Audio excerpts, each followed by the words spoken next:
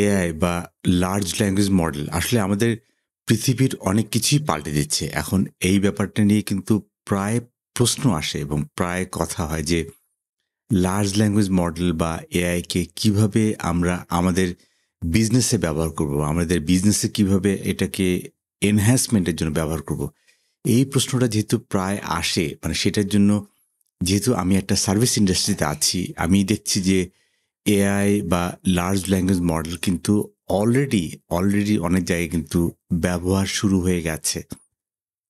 যেই জিনিসটা আসলে আমরা দেখতে হবে যে লার্জ ল্যাঙ্গুয়েজ মডেল বা আমরা যে এই কৃত্রিম বুদ্ধিমত্তা নিয়ে আমরা কাজ করছি মানে এটার একটা বড় সমস্যা হচ্ছে গিয়ে আমরা আর আগে হিউম্যানের থেকে ইন দ্য লুপ ছিল। মানে আমরা অ্যাজ এ হিউম্যান আমরা ডিসিশন মেকিং লুপে ছিলাম। আমরা যেটা চেষ্টা করছি যে ডিসিশন মেকিং লুপের মধ্যে আর হিউম্যানকে রাখবো না। হিউম্যানকে যদি আমরা ডিসিশন মেকিং লুপে যদি আর না রাখি তাহলে কি হবে যে কাজটাকে অপটিমাইজ করা যাবে। তাহলে হচ্ছে গিয়ে আমাদের যে এইচআর সেই এইচআর এর অপটিমাইজেশন হবে। আমাদের যে এইচআর আছে সেটাকে আসলে আমরা রিঅ্যালোকেট করতে পারবো আমাদের নতুন ডিভিশনে বিকজ যেকোনো কোম্পানির নতুন ডিভিশন তাদেরকে খুলতে হয়। তো সেখানে লোক কোথা থেকে আসবে? সেই লোক কিন্তু এক্সিস্টিং ওয়ার্কফোর্স থেকে আসবে। সুতরাং আমরা অনেক সময় ভাবি যে অটোমেশনে লোক কমে যাবে। ব্যাপারটা সেরকম না। ব্যাপারটা হচ্ছে গিয়ে আমরা ধরা যায় যেকোনো একটা সার্ভিস ইন্ডাস্ট্রিতে যখন কাজ করছি আমরা হয়তোবা এই মুহূর্তে সার্ভ করছি ৫ লাখ কাস্টমার। তো আমরা চেষ্টা করব যে এক্সিস্টিং ওয়ার্কফোর্স দিয়ে আমরা ২০ লাখ কাস্টমারকে সার্ভ করব। অ্যান্ড দেয়ার বাই এখানে কিন্তু এলএলএম বা লার্জ ল্যাঙ্গুয়েজ মডেল বা এটা কিন্তু বিজনেসে ব্যবহার করা শুরু হচ্ছে।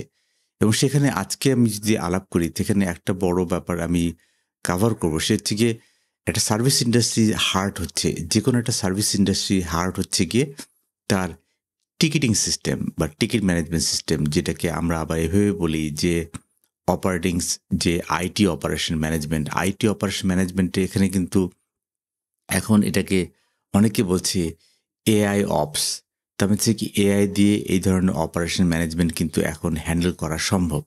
তার মানে এখানে যে জিনিসটা আমরা কিন্তু আমাদেরকে করতে হবে যে আমাদের যে টিকেটিং ম্যানেজমেন্ট সিস্টেমটা আছে সেই টিকেটিং ম্যানেজমেন্ট সিস্টেমের মধ্যে এই এআই কিভাবে ইন্টিগ্রেট হবে, এআই কে আমরা কিভাবে ব্যবহার করব, এআই কে আমরা নেক্সট লেভেলে কিভাবে নিতে পারবো।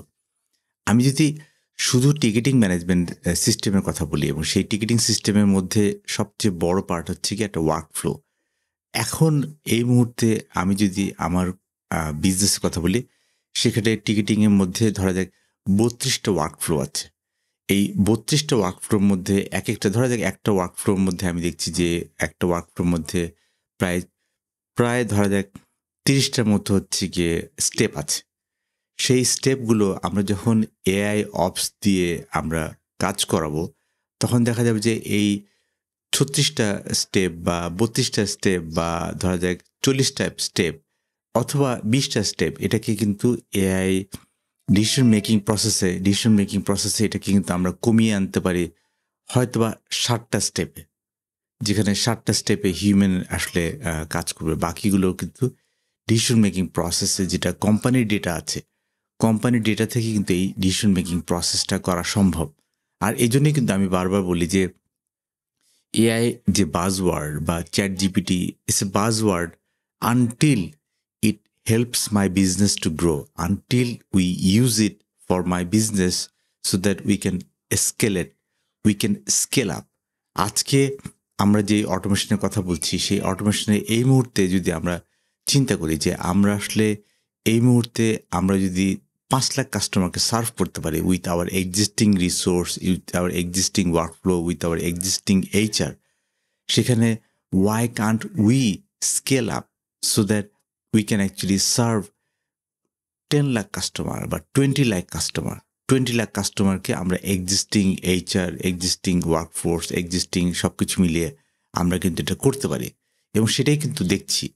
আমার রিসার্চ বলে যে আসলে বিজনেসগুলো এআইকে এখন এমব্রেস করছে এই দিকেই যে এআই অপস।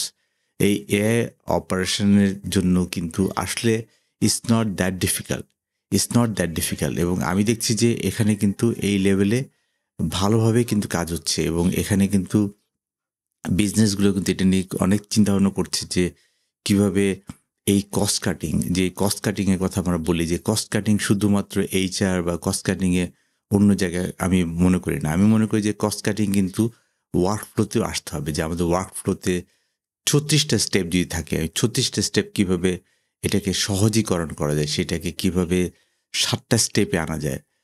এই জায়গাটাতে কিন্তু আসলে একটা বড় অংশ আছে। আমি যেহেতু সরকারে ছিলাম, ওখানে কিন্তু টিভিসি এর ব্যাপার ছিল, যে টাইম ভ্যালু বা টাইম ভিজিট, এবং যে দিন শেষে কতবার এটাকে কাজ করবে, সেই জায়গাটাতে কিন্তু আমরা এখন ওয়ার্কআউট করতে চাই। এখন প্রাইভেট সেক্টরে কিন্তু এই কস্ট কাটিং, অপটিমাইজেশন এটা যেহেতু এতটাই এখন ডিমান্ডিং এসছে, যে এতটাই ডিমান্ডে এসছে, সেখানে কিন্তু অটোমেশন এবং এই লার্জ ল্যাঙ্গুয়েজ মডেলকে কিন্তু আমাদের বিজনেসে ব্যবহার করতে পারতে হবে উইদিন নেক্সট 2 ইয়ার্স। আজকে এ পর্যন্তই। থাকছেন তো সামনে।